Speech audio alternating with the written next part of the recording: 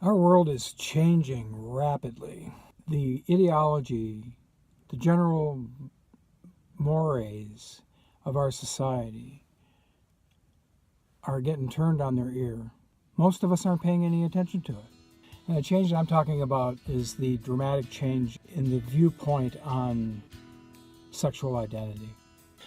If we were to do this survey and ask kids the question, a person's gender is identified by A, it is self-identified, B, it is determined by their physical nature. I would be willing to bet that almost all the kids would tell you that it's self-identified. If you had done that survey 10 years ago, you might get a few people that would say it's self-identified. Gender, the word, the definition of the word, is physically what you are. If you have the male parts, you're a male. If you have the female parts, you're a female. They've changed all that.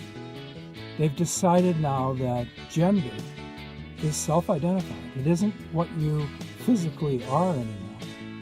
And we've gotten to the point now where we're coming up with new genders. There's more than two genders now.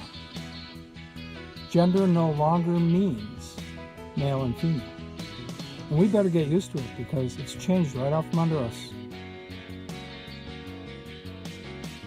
Now, let me be clear about something here. A lot of people misunderstand what the teaching of the church is with regard to human sexuality. I would recommend anyone that wants to know the truth, read the Catechism of the Catholic Church. Every human being is worthy of dignity and respect. See, Christ did not teach us to love everybody except people that don't agree with us. Christ's teaching was not that we should go out there and kill people in the name of Jesus. Christ did not teach that we should hate those that persecute us, that don't agree with us. He taught that we should love those that persecute us and disagree with us. He taught that we should love our enemies. He taught that we should, like I said, treat every human being with dignity and respect, to walk in love. When Christ was asked, what is the most important commandment? Love the Lord your God and love your neighbor as yourself. I'm not doing anybody any favors by telling them that what they think is okay when it's not. But I don't have the option to force them into submission, to make them believe in things the way that I do.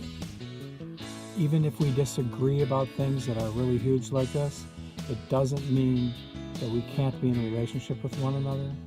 I can have relationships with people who don't believe in God, who don't agree with me about my philosophy of life. I can still love them and care about people.